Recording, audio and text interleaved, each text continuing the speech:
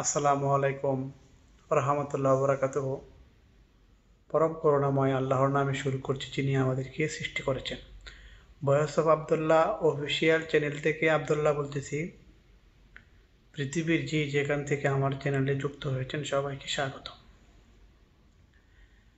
বাংলাদেশের বর্তমান যে পরিবেশটা আছে, সেই পরিবেশের অনুযায়ী আমি সরকারিভাবে এবং সরকারি যে প্রত্যেকটি দেশের একটি শক্তিশালী কাঠামোবদ্ধ প্রশাসন থাকে, সেটি বর্তমানে বাংলাদেশ সরকারের নেই। বাংলাদেশ সরকারের নেই বললেই চলে। যেরকম মনে করেন, বাংলাদেশের মানুষ অযথা এবং তাদের যে কোনো একটি লেভেলের মানুষ যদি কোনো তাদের দাবি পূরণ করতে চায়, তাহলে সরকারের বিরুদ্ধে তারা প্রথমেই অবস্থান করে। এটি হচ্ছে এক নাম্বার সিস্টেম।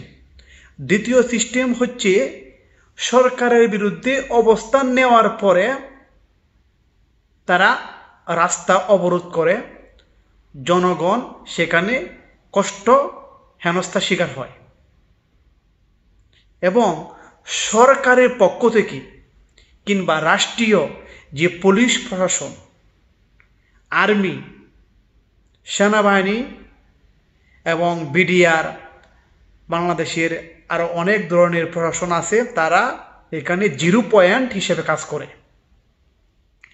2024 সালে 5ই আগস্টের পর যে গণ অভ্যুত্থান হয়েছে, সেটিকে কেন্দ্র করে আজ বাংলাদেশে যে রাষ্ট্রীয় ক্ষমতা বা রাষ্ট্রীয় যে একটি ক্ষমতার ব্যবহার, সেখানে একবারে 0 পর্যায়ে চলে এসেছে।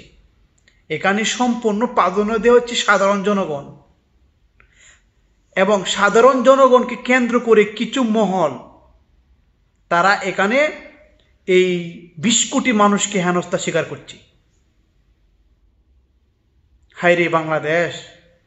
এখন যদি ডক্টর ইউনূস সরকারের কিংবা এই মহাজন অথবা এই ইউনূস গংদের যদি রাষ্ট্রীয় ক্ষমতাটা 100% প্রয়োগ করে, তাহলে সেখানে 75%, 85% লোক আবার এই গণ আন্দোলন শুরু করবে।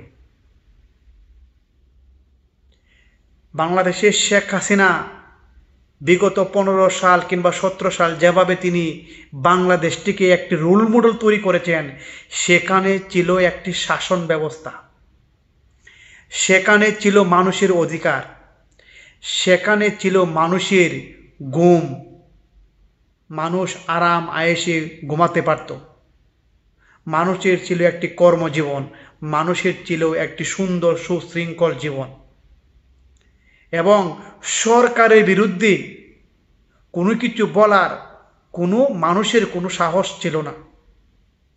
এটি ছিল বাংলাদেশের একটি শান্তিময় দেশ। এই দেশটিকে এখন ধ্বংস করে তারা এমন একটি দেশ তৈরি করে দিচ্ছে, এখানে সরকারের শক্তি 0। সরকার এখানে দেশকে শাসন করতে পারছে না। সরকার যদি 100% এই দেশকে শাসন করে, তাহলে 1 মাস পরে 2 মাস পরে কিন্তু আবার গণ আন্দোলন শুরু হবে। এই উপদেষ্টারা কিন্তু পালাতে শুরু করবে। এমন একটি পর্যায়ে দেশ তৈরি হচ্ছে, এই দেশটিকে চারদিকে শুধু ধ্বংসের স্তূপ তৈরি হচ্ছে। আইনের কোনো বালাই নেই, মানুষের কোনো পরিবেশের মধ্যে আসতেছে না, মানুষ অত্যন্ত কষ্টের দিকে পরিবেশন করছে এবং রাজনৈতিক দলগুলা একে অন্যকে কামড় দেওয়ার যে চিন্তা পায় তারা করছে। এটি কিন্তু দিন শেষে আমরা এটাই বুঝতে পারি যে মাননীয় শেখ হাসিনা এখনও বাংলাদেশের প্রধানমন্ত্রী। যেভাবে তিনি দেশটিকে সাজিয়েছেন, আবার তিনি যেভাবে দেশ থেকে অন্য দেশে আশ্রয় নিয়েছেন, এই খেলা কিন্তু আমরা দেখতেছি। যে খেলা শুরু হচ্ছে বাংলাদেশে, এটা কিন্তু সার্কাস, এবং এই সার্কাস বাংলাদেশে যে চলছে, সেই কেলন্তি খেলা কিন্তু বাংলাদেশে মানুষ গড়ে ফিরবে। এই গড়ে ফেরার যে আহ্বান, কিন্তু মানুষ আর গড়ে কি করে ফিরবে? মানুষের শক্তি, মানুষের যে কর্ম, মানুষের যে বিভিন্ন ধরনের পরিবেশ পরিস্থিতি, যেভাবে গৃহ যুদ্ধের আহ্বান হচ্ছে, সেদিকে তো মানুষ গড়ে ফিরতে পারবে না।